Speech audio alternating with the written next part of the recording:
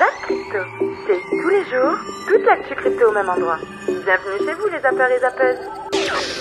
Une étude d'Ipsos KPMG et l'Association pour le développement des actifs numériques assez folle puisqu'elle révèle que 9,4% des Français détiennent de la crypto-monnaie contre 14 dans un autre pays européen, mais ça reste quand même assez fou et surtout ça donne un très très gros chiffre de l'adoption parce que c'est quand même une hausse de 17% par rapport à l'année dernière. Il y a plein de métriques ont déjà eu 11% des crypto-monnaies, 26% comptent en avoir, 5% pour les NFT, 12% comptent en avoir, 6% pour les stablecoins et 5% sont intéressés par en avoir. Réticents ou ne connaissent pas, 63%, 83% pour les NFT. Et on commence par Binance qui annule finalement l'accord avec Voyager Digital. Je t'explique. Le prêteur de crypto-monnaie Voyager Digital a révélé hier mardi avoir reçu une lettre de Binance US mettant fin à l'accord d'achat d'actifs de 1 milliard de dollars. Voyager a exprimé sa déception face à cette évolution, mais a rassuré que son plan de redressement sous le chapitre 11 permettrait la distribution directe d'espèces et de crypto aux clients via la plateforme Voyager directement. Alors, Binance US a attribué sa décision de mettre fin à l'accord au climat réglementaire hostile et incertain aux États-Unis, qui a créé un environnement opérationnel imprévisible pour l'ensemble de la communauté des entreprises américaines. Il faut se rappeler aussi qu'une partie importante de l'accord avait été approuvée par le gouvernement américain dans un dépôt du 20 avril, il y a même pas une semaine, malgré les craintes que les clauses en petits caractères du contrat n'exemptent les infractions aux lois fiscales ou sur les valeurs mobilières. L'accord avait aussi reçu le soutien de la majorité des créanciers de Voyager qui ont voté, ainsi que du juge des faillites Michael Wiles. Un comité représentant ses créanciers dans les procédures de faillite a exprimé sa déception et a déclaré qu'il enquêtait sur d'éventuelles réclamations contre Binance US. Les avocats du gouvernement américain, y compris la Securities and Exchange Commission, la SEC, avaient plusieurs fois cherché à bloquer la transaction, arguant que certains actifs impliqués, tels que les jetons VGX de Voyager par exemple, pourraient être considérés comme des securities non enregistrées. Pour expliquer, l'offre initiale de Binance, elle est faite en décembre et elle permettait à l'entreprise de se retirer de l'accord si celui-ci n'était pas finalisé dans un délai de 4 mois. Et dans un dépôt judiciaire récent, les avocats de Voyager ont averti que l'échec de l'accord pourrait coûter 100 millions de dollars supplémentaires à l'entreprise et à ses créanciers. C'est dommage. Bien entendu, des spéculations sur Twitter ont laissé entendre que l'abandon de l'accord était lié à un règlement imminent avec la Commodity Future Trading Commission, la CFTC, qui a poursuivi l'exchange parent Binance pour la vente de produits dérivés de crypto-monnaies non enregistrés. En réponse, le PDG de Binance, CZ, a répondu avec un emoji haussant les épaules. La résiliation de l'accord entre Binance US et Voyager Digital soulève des questions sur l'avenir des entreprises des crypto-monnaies aux États-Unis. Les régulateurs américains ont intensifié leur surveillance des activités liées à la crypto-monnaie et cela pourrait avoir un effet d'entraînement sur d'autres transactions en cours ou à venir. Je voulais vous parler maintenant du piratage de Trust Wallet ou de la grosse faille de sécurité trouvée sur Trust Wallet. J'en ai parlé dans une vidéo il y a quelques jours. C'était un problématique sur l'extension Trust Wallet qui était sur la version sur les PC, etc. Pas sur l'application Trust Wallet. Trust Wallet a sorti en fait son extension du coup en novembre. Et 3 jours après la sortie de l'extension, on a Ledger qui a découvert une faille de sécurité chez Trust Wallet. Donc Ledger n'a pas grand chose à faire avec Trust Wallet, c'est plus limite un concurrent pour eux. Mais voilà, ils ont analysé le code, ils ont une équipe d'experts en cybersécurité qui travaille sur ce type de sujet, qui essaie de trouver des failles de sécurité et de sécuriser en fait l'écosystème crypto dans sa globalité. Et ils ont identifié cette faille de sécurité qui fait en fait que Trust Wallet avait pas mis suffisamment d'entropie c'est-à-dire pas suffisamment d'aléas, de caractères, pour simplifier, de caractères aléatoires dans la génération de l'acide fraise. Donc les acides fraises sont facilement calculables, au lieu d'en avoir des milliards et des milliards et des milliards, il y en avait plus beaucoup, il y en avait dans les 4 milliards et ça c'est facilement calculable, on va dire, par quelqu'un. Par quelqu'un avec un PC, il peut facilement, en quelques temps, on va dire dans l'échelle c'est moins d'un jour, il peut craquer quasiment n'importe quelle clé qui a été générée par Trust Wallet sur la période donnée. Donc depuis, en fait, ils ont corrigé petit à petit les choses, ils ont incité les personnes qui pensaient vulnérables à mettre à jour leur wallet et vu que à la fin ils se sont rendus compte qu'il y avait plus que 80 000 $ à risque, ils se sont dit c'est bon, les 80 000 $, tant pis, on les remboursera de notre poche et on va être public, on va parler de cette faille. Et ils n'avaient pas annoncé que c'était Ledger, donc là Ledger a profité pour faire tout un blog sur le sujet avec plein d'explications techniques sur le sujet et comment la faille a eu lieu, comment la faille a été trouvée. Très important aussi, par rapport à Bybit, c'était ici, voilà, Bybit souhaite imposer des normes de KYC obligatoires pour tous ses services. Je trouve que c'est plutôt de bon augure vis-à-vis de Bybit, puisque ça permet de se mettre en conformité par rapport aux pays européens, par rapport aux pays... ils sont pas encore aux États-Unis, hein, Bybit, hein, mais peut-être que ça ne serait tardé, même si c'est un peu difficile aux États-Unis vu ce que on a réservé à Binance. Vous pouvez bien sûr le comprendre. Donc pour l'instant, c'est pas du tout l'objectif de Bybit. Hein. On en avait déjà parlé dans pas mal de vidéos précédentes. Mais KYC obligatoire. Est-ce que vous êtes pour, est-ce que vous êtes contre? Vous avez d'autres échangeurs qui ne le proposent pas. Partez du principe que ça va devenir une norme. Donc si aujourd'hui vous êtes sur un échangeur parce que vous avez cette sensation de liberté et de confidentialité et d'anonymat, partez du principe que si les échangeurs veulent continuer à prospérer, il faudra bien évidemment qu'ils se plient à ces règles de KYC, de blanchiment d'argent, de financement du terrorisme, etc. Et ça passe par là.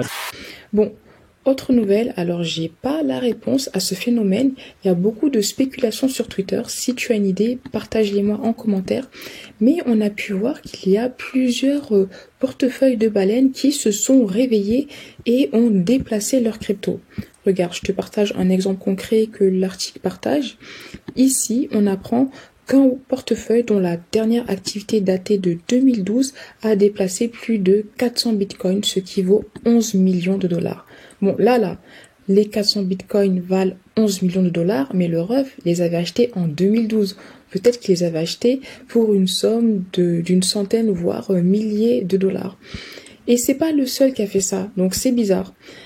Je sais pas trop comment interpréter cette information. Si tu as des idées, partage-les-moi en commentaire.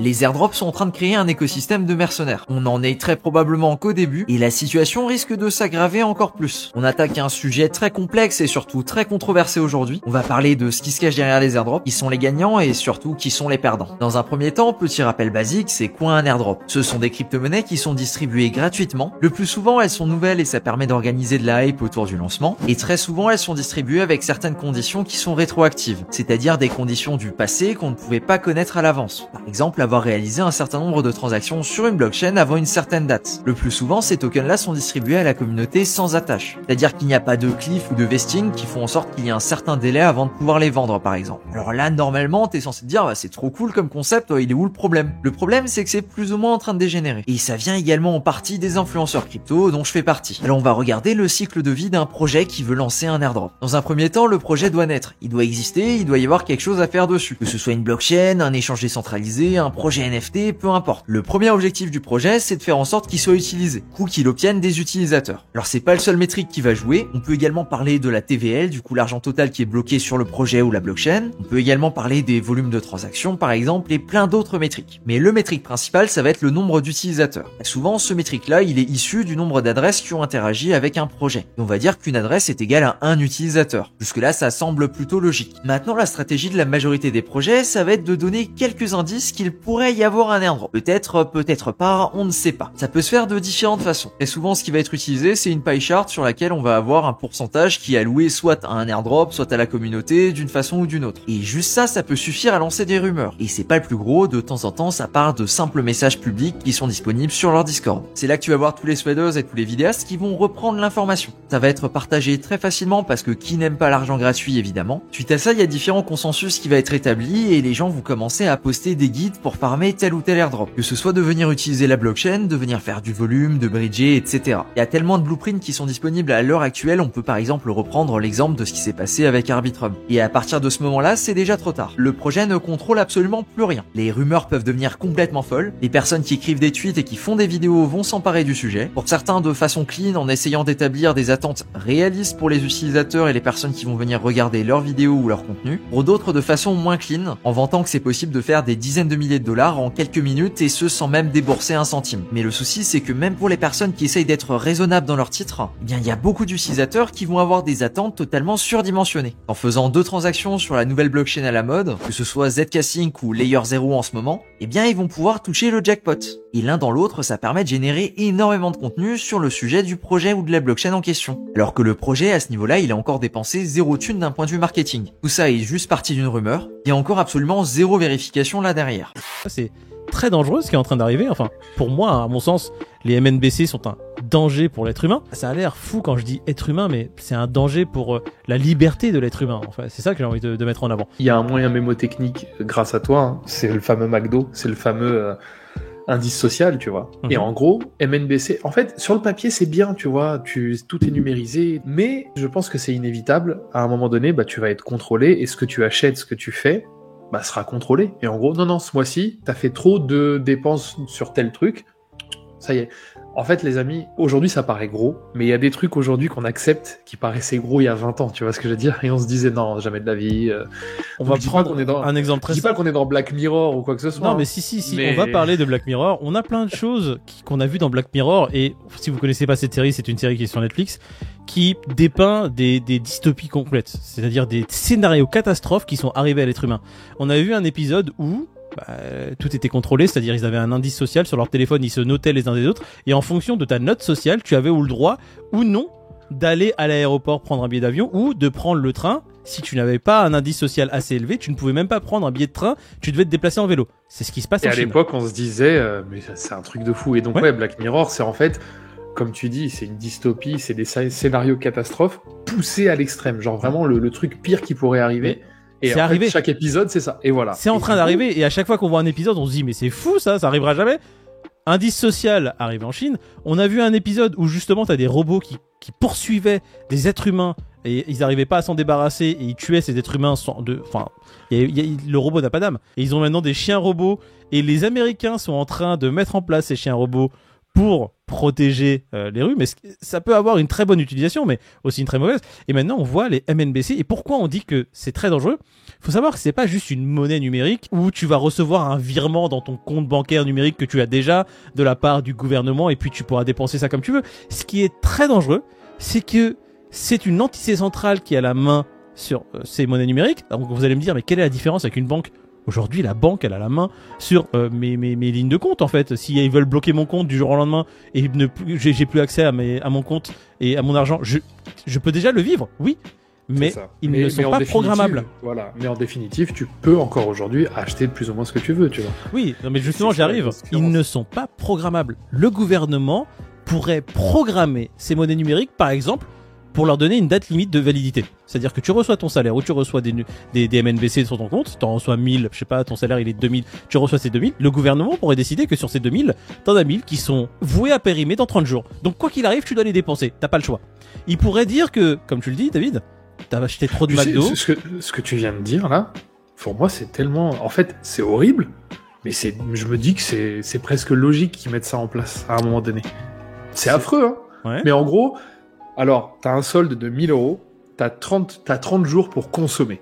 En gros, c'est ça, tu vois. Je trouve ça tout aussi horrible que possible, tu vois. Et c'est ça qui est fou. Les gens pourraient dire, mais on est en démocratie. C'est pas, c'est pas un pays complètement tyrannique avec un dictateur à sa tête. Écoutez, on vit peut-être en démocratie, on est en proie à des changements assez majeurs dans les années à venir. On ne sait pas ce que demain va être, en fait, quelles vont être les règles de demain et sous quel régime on va devoir vivre. Donc, mettre en place cette porte dérobée pour qu'une entité centrale puisse avoir ce genre de pouvoir, je trouve ça très dangereux et je ne vois pas l'intérêt de le mettre en place. On continue avec ce joli graphique qui représente l'action de First Republic Bank dans lequel on voit un énorme crash, principalement à l'ouverture du marché. On voit qu'on a eu une grosse claque, moins 40% en une journée, et on va pas se le cacher, ça sent pas bon parce qu'on commence à avoir des rumeurs, et ce n'est pas forcément que des rumeurs. Je pense vraiment que vendredi on aura une saisie par le régulateur de la banque pour procéder à la liquidation et au remboursement des personnes. Ça dénote quoi principalement? C'est une continuité du bank run américain. Le bank run américain se fait de la façon suivante: les personnes sont en train de partir des petites banques régionales. Alors petite, tout est relatif, hein. First Republic Bank n'est pas une petite banque, mais reste encore bien inférieur à par exemple JP Morgan, et on a toutes les personnes qui commencent à retirer les fonds de ces banques-là pour les rediriger vers JP Morgan. Et je vous avais abordé justement le sujet en long, en large et en travers dans une vidéo, je reviendrai pas forcément dessus, mais juste pour vous rappeler que les personnes qui prêtent à ces banques-là, bah c'est personne d'autre que JP Morgan et la Fed. Donc JP Morgan prend les dépositaires de ces banques-là pour générer du cash flow et ensuite les prêter à ces banques qui en ont besoin parce que les personnes sont parties chez les concurrents beaucoup plus gros. Donc on a quand même ici une centralisation du système bancaire US, et il va falloir le surveiller parce que je pense que ça aura un impact long terme. Et du coup on se pose la question suivante, c'est est-ce que le mouvement du BTC haussier a été dû à ça? Ça, on sait que suite à la crise de SVB, une fois qu'il y a eu l'annonce qui était plutôt positive sur le remboursement de l'ensemble des fonds, on a eu une réaction excessivement positive au niveau du BTC. Est-ce que c'est pareil ou pas? On a eu une grosse bougie. Et maintenant, on voit apparaître, donc, à côté du narrative anti-crypto aux US, justement, tout le narratif de dédollarisation. On le voit beaucoup plus, on le voit vraiment beaucoup en ce moment, notamment à travers l'organisation des BRICS. J'avais vu, là, je vous avais parlé de ce rapport la semaine dernière dans lequel Fitch Solutions, qui est une branche de Fitch, hein, vous savez, l'agence de notation très connue, qui donc a émis ce rapport en expliquant que il y a la dédollarisation du monde. En fait, ça veut dire le fait que le dollar ne soit joue de moins en moins son rôle de monnaie de réserve, est dû essentiellement à la Chine, au déploiement de la Chine, mais pas que, hein. Il y a aussi justement l'organisation des pays dits émergents. Enfin, on parle de la Russie, on parle des BRICS justement, dont je vais vous parler tout de suite, et aussi des cryptos et des CBDC. Et ce que je trouve, ce qui est intéressant en fait avec ce rapport, c'est que il met quand même le doigt sur quelque chose d'important, c'est que tous ces éléments s'accélèrent en ce moment. Je veux dire, c'est difficile de pas voir que en ce moment les BRICS, donc les BRICS, ce sont tous ces pays, Brésil, Russie, Inde, Chine et Afrique du Sud, qui s'organisent pour dépendre le moins possible du dollar, parce que le dollar c'est une arme évidemment politique pour les États-Unis. On l'avait très bien vu, hein. Enfin c'est à travers toutes les sanctions, on le voit très bien. Et là en fait ils sont en train on voit qu'il y a 20 pays qui souhaitent rejoindre le mouvement des BRICS. Alors on l'a vu dans les news, et ça c'est quand même assez impressionnant. On a encore l'Indonésie qui veut et c'est toujours avec pour objectif de s'émanciper des États-Unis et du dollar. C'est vraiment très important, mais on peut tout à fait les comprendre, parce qu'ils ont une grosse partie de leur dette qui est en dollars, et tous ces pays sont extrêmement dépendants du dollar et ils en souffrent énormément. Donc on voit aussi la Chine qui accélère le déploiement de sa central bank digital currencies, hein, donc sa monnaie digitale de banque centrale, parce que elle aussi a envie de s'émanciper du dollar. Ils vont non seulement créer en interne des CBDC, mais aussi, je pense, des connectivités entre leurs CBDC. On voit la Russie qui est en train de passer des lois, justement, je vous en ai parlé la semaine dernière, pour justement autoriser ces CBDC en Russie et leur interaction avec d'autres pays. Donc là, notamment l'Iran, la Turquie, la Chine. En gros, tous les pays où il y a des sanctions américaines. Et eux, ils ont besoin de s'émanciper pour payer tout ce dont ils ont besoin sans passer par le dollar, et donc voilà, ils sont en train de s'organiser tout simplement, mais ça va très vite. Et donc, pour finir, la Russie devient un poids lourd du mining, avec ici notre ami René qui passe l'aspirateur. René, c'est une... Et donc, d'après le mineur Batriver, la Russie se classerait au second rang mondial en termes de puissance de mining, 1 gigawatt. Les États-Unis sont à la première place avec près de 4 gigawatts, mais ça risque de changer. Ce classement ne comprend toutefois pas en compte la Chine, qui contrôle pourtant 20% du hash rate, mais beaucoup moins qu'en 2021. Il faut savoir que la Chine, avant, avait 60% du hash rate, avant qu'elle dise aux mineurs, allez, vous dégagez. Mais rappelons en passant que ce sont des entreprises chinoises comme Bitmain ou MicroByte qui produisent l'essentiel des ASIC. Les ASIC, c'est les petits ordinateurs qui servent à miner le Bitcoin. Et la plupart des mineurs utilisent des Antminer fabriqués par Bitmain. Donc en fait, dépendance énorme aux entreprises chinoises. Et selon Bitdriver, cette dynamique positive est due aux restrictions ayant frappé les mineurs du Kazakhstan et chinois. En cause, les pénuries d'électricité. Le Parlement, par exemple, du Kazakhstan a sévi en intrusant des licences en vue de protéger le réseau électrique national. L'Iran fait de même pour éviter les blackouts en été.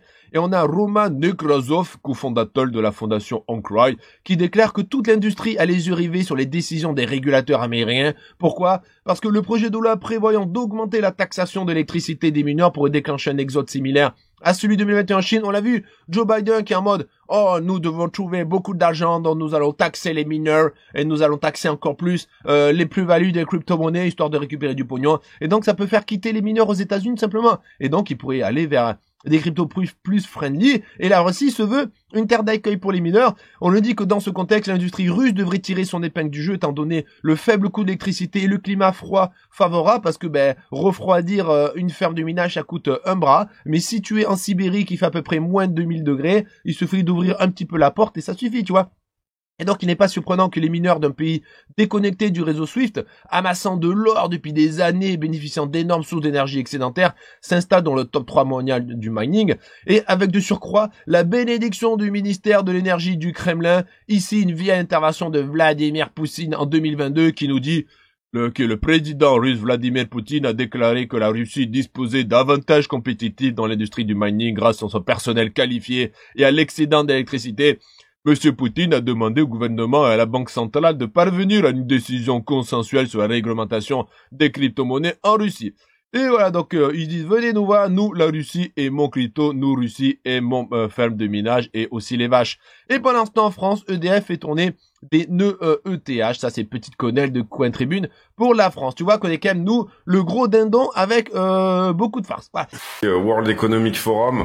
Alors il y a eu quelque chose sur le World Economic Forum. Effectivement, on a eu l'information qui nous avait étonné que le World Economic Forum admettait que le mining de Bitcoin est plutôt bon pour l'environnement. Et c'est le World Economic Forum qui dit ça.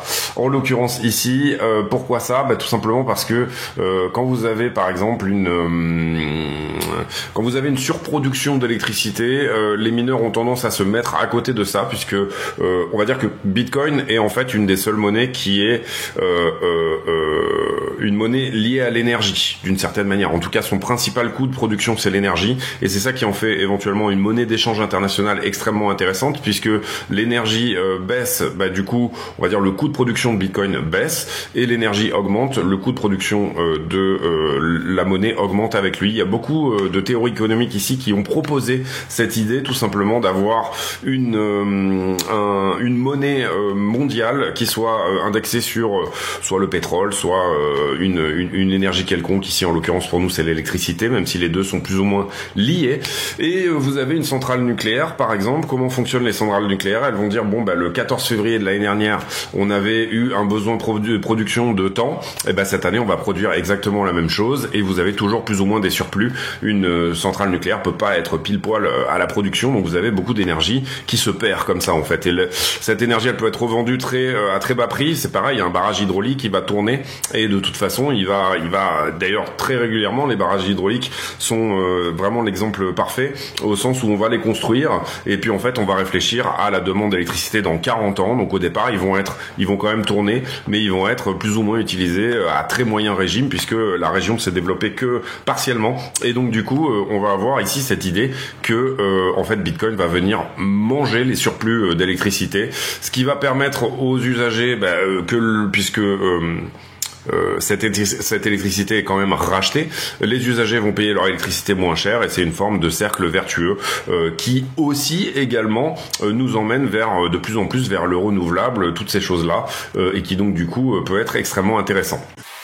Alors ça, c'est la petite information vraiment particulière, c'est qu'il y a un pays, il y en a plusieurs dans le monde, mais il y a un pays où le Bitcoin a fait un nouvel ATH, et en Argentine, mais c'est assez triste quand même, c'est que le pesos argentin a perdu 99% par rapport aux USA. C'est complètement dingue de se dire qu'il y a une monnaie aujourd'hui. L'Argentine, c'est quand même un gros pays dont la monnaie a perdu 99% de sa valeur. C'est complètement dingue. Et donc forcément, vu que le Bitcoin de base est en dollars, forcément, Regardez sur un an, il valait 3 millions de pesos. Il a pris plus de 100% en un an. Ça a l'air joli, mais c'est surtout la traduction de l'effondrement du pesos, malheureusement argentin. Mais ça montre aussi, parce que je pense qu'en Europe, on se rend pas compte de l'intérêt du Bitcoin, que peut avoir tout simplement cette crypto-monnaie. Je pense quand on vit en Afrique ou en Amérique du Sud, c'est complètement beaucoup plus concret l'utilisation du Bitcoin, et ça offre finalement quand même une protection. Regardez le pesos argentin qui en un an a perdu 98,67. Ça paraît irréel. Et ce qui est super bizarre, c'est que c'est pas la première fois. Je trouve qu'en Argentine, on dirait que tous les 5 ans, il y a des crises et leur monnaie se dévalue. C'est toujours très très particulier. Voilà. Et après, bien évidemment, regardez, le nombre d'utilisateurs actifs en Argentine, il explose. Tous les pays où il y a des crises monétaires comme ça, le Bitcoin prend de la valeur. On l'a vu aussi en Turquie, on le voit au Nigeria, en Afrique. Et donc, une énorme attraction dans ces pays-là, bien évidemment. Le président américain Joe Biden et Kevin McCarthy, président républicain de la Chambre américaine des représentants, se livrent un duel à distance depuis plusieurs semaines, sans issue apparente. Le dirigeant républicain exige que des coupes budgétaires soient décidées pour accompagner ce relèvement du plafond de la dette, ce que le président démocrate refuse. Or, si les démocrates et les républicains ne parviennent pas à s'entendre, les États-Unis pourraient se retrouver dès cet été dans l'incapacité d'honorer leurs échéances, une situation inédite et dangereuse pour l'économie mondiale. Tout cela sans compter que le Tax Day, qui était le 18 avril dernier, jour qui marque la date limite pour les contribuables qui déposent leur déclaration annuelle d'impôt sur le revenu, vient de passer et à ce stade, les recettes fiscales semblent décevantes. Selon Goldman Sachs, les recettes pour 2023 se sont avérées être inférieures de 29% par rapport à leur niveau de l'année dernière. En ce sens, cette faiblesse des recettes fiscales signifie que la date butoir approche à grands pas et il pourrait y avoir de fortes probabilités que l'échéance du plafond de la dette soit atteinte dans la première quinzaine de juin, bien que, pour le moment, la date soit fixée à fin juillet. Parce qu'un défaut serait sans précédent, ses conséquences exactes sont difficiles à prévoir, bien que cette situation n'est pas inconnue, car les politiciens américains ont déjà utilisé le plafond de la dette comme un moyen de pression vis-à-vis du parti politique opposé.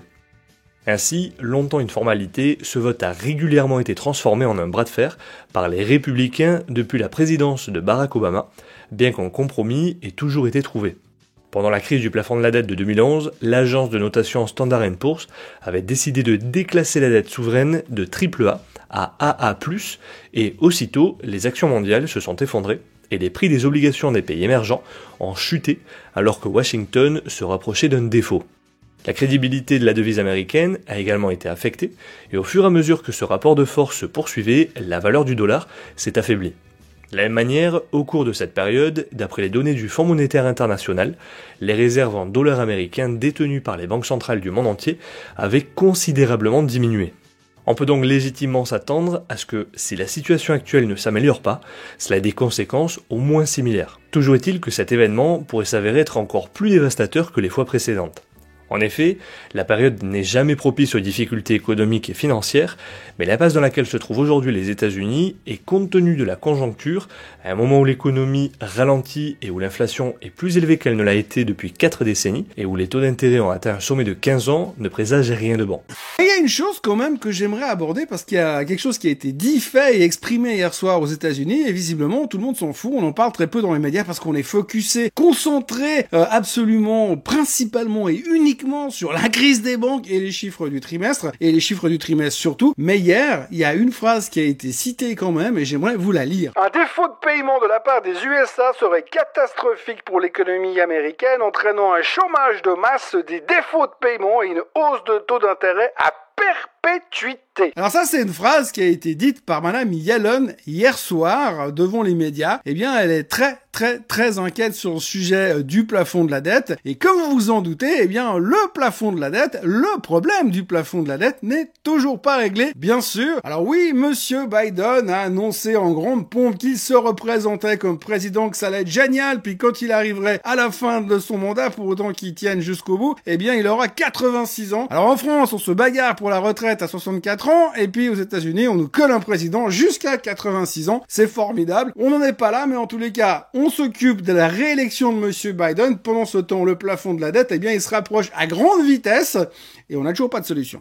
Et maintenant sur le dollar, écoutez, c'est un petit peu ce qui fait tout actuellement. Regardez le dollar, il est ici en train de jouer un petit peu avec les nerfs des investisseurs puisqu'on est sur zone de support très importante. La zone de support à ne pas franchir à la baisse, c'est les 101,44 points qui ici sont en train d'être sauvés. On est en 3 reprises, une fois ici, 2 fois ici, 3 fois ici. Donc on voit que il y a vraiment ici une entité forte, du gros argent, la smart money qui est en train d'essayer de défendre le dollar. Peut-être trop de gens qui se mettaient à shorter. On est pour l'instant dans une petite disposition de double bottom, à voir si elle se confirme. Pour la confirmer, il faudra casser les 102,04 points, mais une fois que ça c'est fait, reprise du W, et donc là le dollar qui pourra tout simplement essayer de continuer ici un certain mouvement haussier. Et en plus de ça, on est dans un petit W qui est dans un grand W, donc ça c'est le petit W, et là ici on pourrait avoir le grand W sur le dollar qui pourrait nous ramener premièrement au 0,382, les 106,20 points, et si vraiment on a quelque chose d'un petit peu plus fou et que le dollar vient plutôt essayer de chercher plus haut, je vous rappelle que j'ai toujours un objectif aux 110 points sur le dollar, donc vraiment prudence par rapport à ça, puisque si le dollar revient aux 110 points, autant vous dire que le Bitcoin risque de descendre très très bas, et ça peut faire extrêmement mal. Maintenant, si on regarde sur le ratio long short, on était ici dans la zone de survente totale, les vendeurs n'avaient plus de force du tout, donc pour pousser à la baisse c'était pas possible, on a trouvé un premier rebond, ici on est de nouveau dans la zone de survente totale, donc vraiment prudence, les vendeurs n'ont pratiquement pas de force, donc autant vous dire qu'avec le peu de force vendeur qu'on a actuellement, casser cette énorme zone de support, ça risque d'être très compliqué, c'est une zone de support long terme ici, 1 fois, 2 fois, 3 fois, 4 fois, donc c'est une très grosse zone de support. Quand les vendeurs n'ont pas de force pour attaquer une zone de support, autant vous dire que généralement la zone de support joue son support, donc on trouve rebond dessus. Donc attention, là aussi, le dollar lui est dans une disposition qui est actuellement plutôt bonne, donc il va vraiment falloir rester prudent sur les actifs à risque et donc notamment évidemment sur nos crypto-monnaies. Également ici, alors rappelez-vous, on a beaucoup de stops sous les 26 500. Si on n'y va pas, ça veut dire qu'on est dans le scénario plutôt 2019.